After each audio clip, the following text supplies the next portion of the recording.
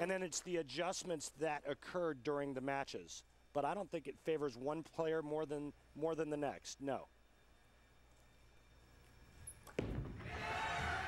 Close. Crack open a six-pack. And when we talk about adjustments, it's not just with feet and eyes in terms of where you're standing and looking on the lane. It's also with equipment. And that's exactly what Chris Barnes is doing, using 2 different bowling balls on this pair. Barnes is mauling these lanes today. Dick Allen can max out at the 260, looking for his first pair of strikes, and finds it. Are you kidding me? How bad was that?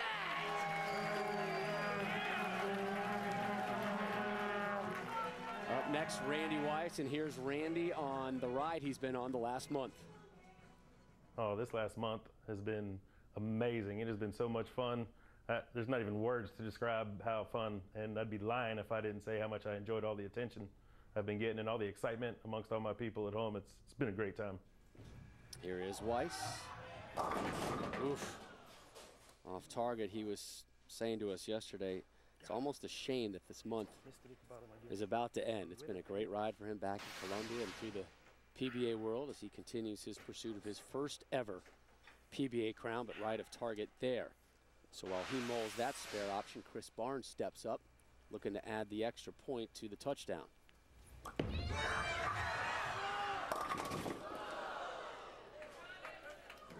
Right in the middle. Oh, thank you. Well, it looks like he just got too much hand in this shot here. Watch this ball just overreact and go right through the nose, leaving the 3-6-9-10. Nice cleanup there by Weiss. And Weiss has been very solid with his spare work today, Randy. Well, yeah, and that's what's kept him in this match, because his ball reaction does not look all that great right now.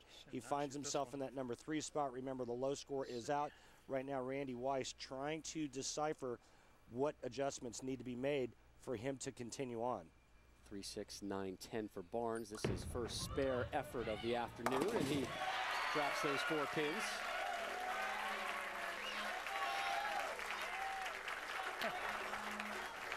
That's an important spare, because Chris Barnes remains in the 240s with that conversion. The best Randy Weiss can shoot now, 237. Allen in second. A strike would be huge, and he leaves the 10. That was a better shot than last frame. Come on. And if you're Randy Weiss, that's exactly what you wanted to see. Is you don't want Ritchie Allen to get too far out in front. This gives Ritchie Allen, or puts him in the high 200s as he leaves that ring in 10. Randy Weiss, all he needs is a double to get right back in this. Weiss, his effort on the left lane.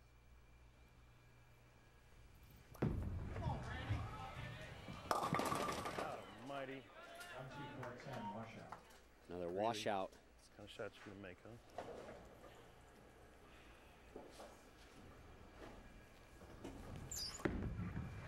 A little hop there on the approach from Allen. Takes care of the 10 pin. Wait, Phil Frames. Golly. Lucky ball choice. Phil Frames. Good advice. Phil Frames, unfortunately for Randy Weiss, he's got to make back-to-back washouts on this left lane to stay in this. First open frame of the afternoon. Big trouble now. He's lost a lot of count the last 3 frames.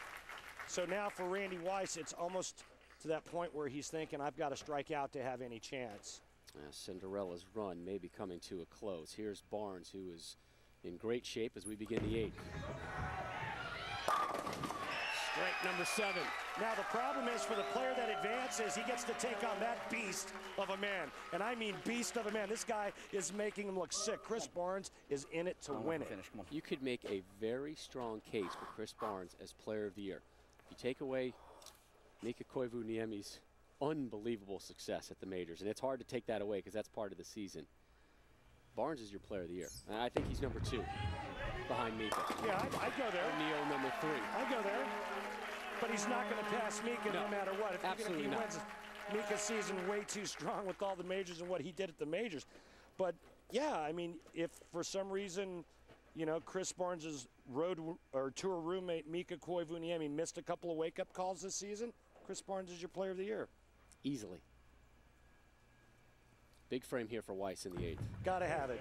Finally. And does. He's Just got his third strike through 8. Rob, he's got to have all of them to have any chance, in my opinion.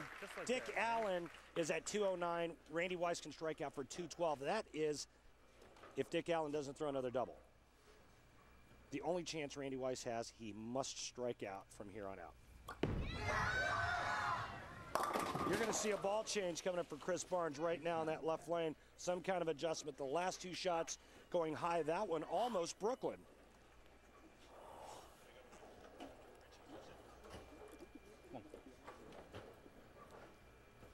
Allen working off a strike.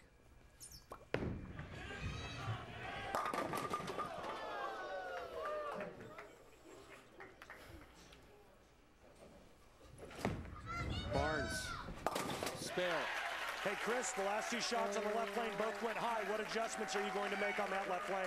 The first one was no good at all, Randy, but it was really slow. But that one there wasn't too bad. So the front's starting to break down for me. I either got to move about 3 left with that ball, or I start using the same ball on both lanes. Thanks, Chris. That conversation courtesy of PBA Talkback.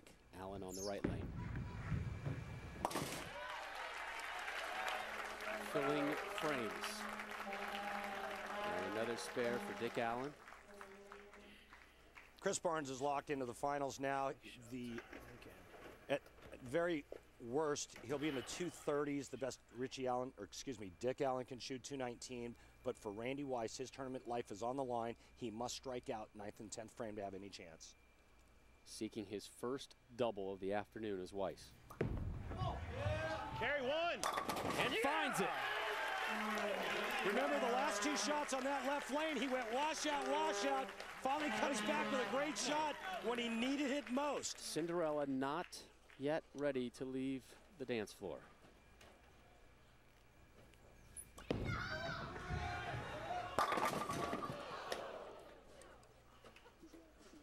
Chris Barnes is locked. He's moving on right now.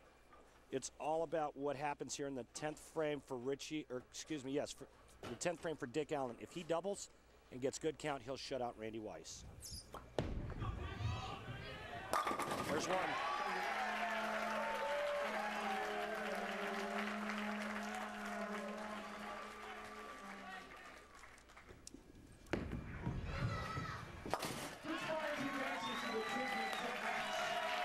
Barnes moves on. A 2-match championship showdown waiting in the wings. Will it be Dick Allen or will it be Randy Weiss that will be taking on Barnes? Allen with the advantage right now. Strike and 4 pins to advance.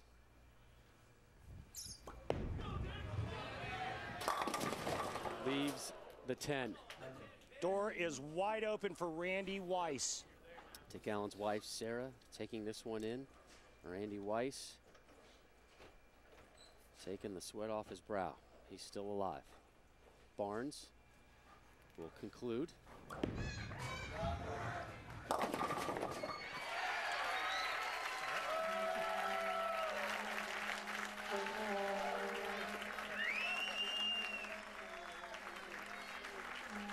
Give Dick Allen the spare here. He'll shoot 209. That means Randy Weiss will have to get 2 strikes in the 10th frame and 8 to beat Dick Allen by 1.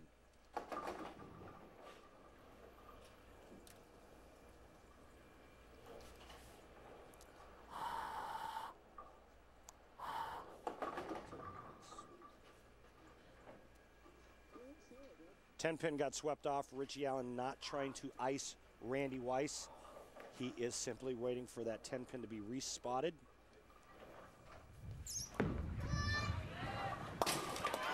Double and 8, Rob. Anything less, Dick Allen moves on, and Randy Weiss' Cinderella story comes to an end. Remember what he did against Tommy Jones. He needed all 3 to beat Tommy Jones by 1 pin. He got up and he went pack, pack, pack, and sent Tommy Jones packing. Now he needs 2 and 8. Oh, baby! There's one. Well, you can see it when he threw it, man. He posted the shot up beautifully. That ball was dead flush. He needs one more just like it. Ritchie Allen bowled a really good game, had some unfortunate carry issues, which is the only reason why he only bowled 209. Now, Randy Weiss, 1 strike and 8 pins away from taking on Chris Barnes for the title. Biggest shot of his career right here, Rob.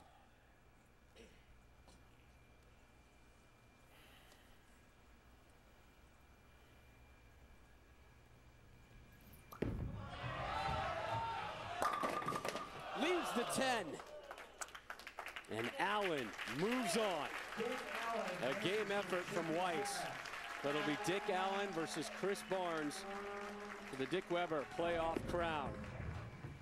And Cinderella has left the building. It's been a great run for Randy Weiss, and we really enjoy getting to know him and watching him roll, but his fellow Columbia, South Carolina native, Dick Allen, is just a little bit better. College bowling follows